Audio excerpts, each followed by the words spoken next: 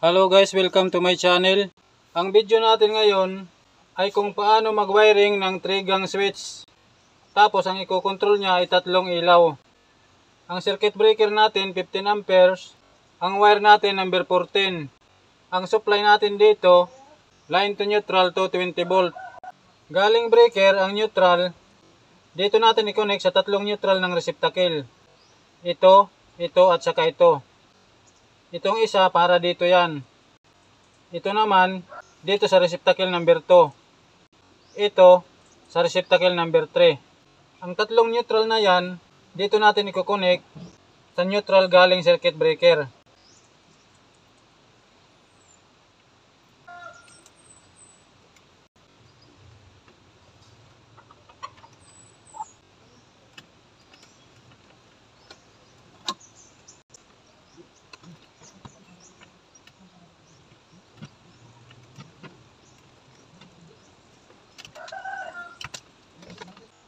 Ang line naman galing breaker, dito natin i-connect sa switch.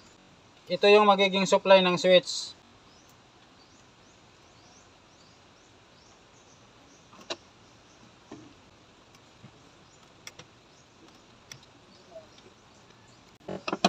Ang dulo nito, dito na natin i-connect sa 3-gang switch. Ito yung 3-gang switch natin. Nilagyan ko na yan ng jumper. Dito natin yan i-connect sa may jumper. Supply ito dito sa switch. Dito sa may jumper natin i-connect.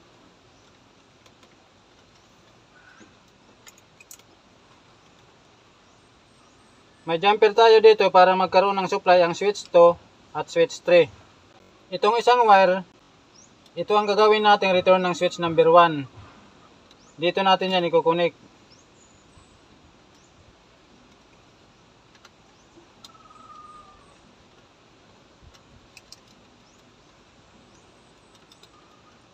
Ayan. Ang dulo nito, ito yan. Dito natin yan i-connect sa line ng receptacle number 1. Dito. Ito yung wire niya.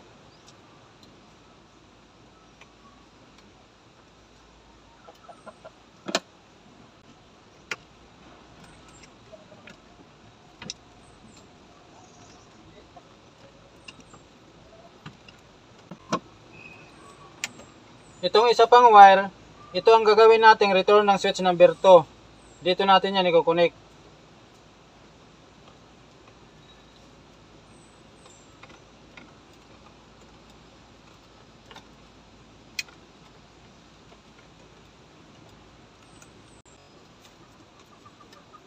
Ang dulo nito,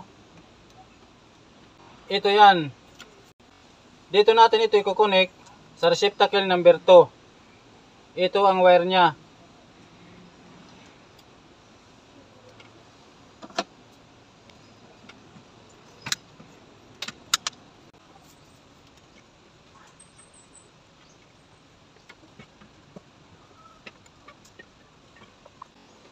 Itong isa pang wire, ito ang gagawin nating return ng switch number 3. Dito natin yan i-connect.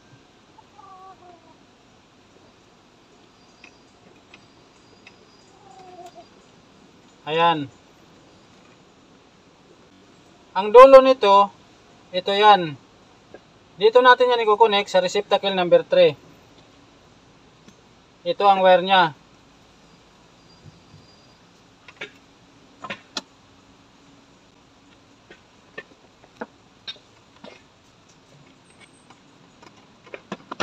I-demo natin uli para mas lalong maintindihan.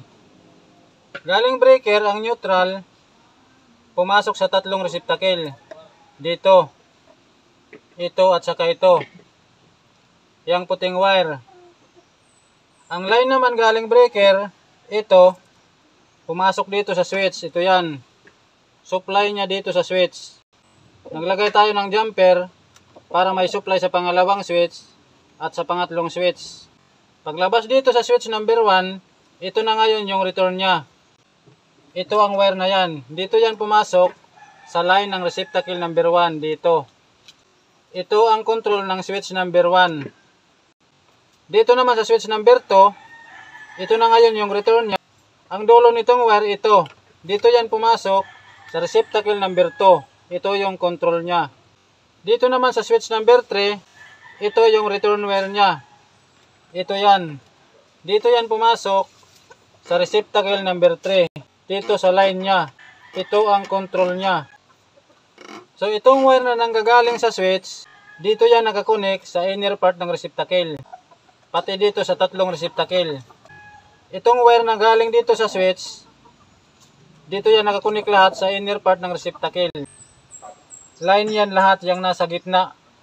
Ito namang nasa gilid, threaded part, neutral ang nakakonek dyan. Itong neutral. Diretso ito sa threaded part ng tatlong receptacle. Ayan. So takpan natin tapos i-test natin.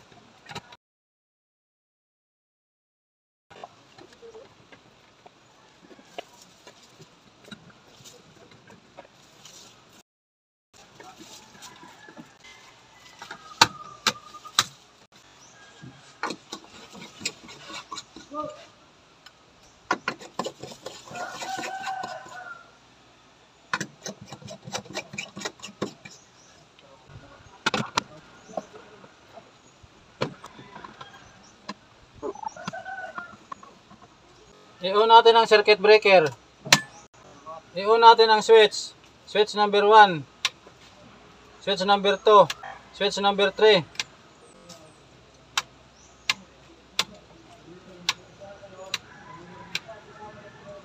So, functional yung gawa natin. Ganun lang kung paano mag-wiring ng 3-gang switch.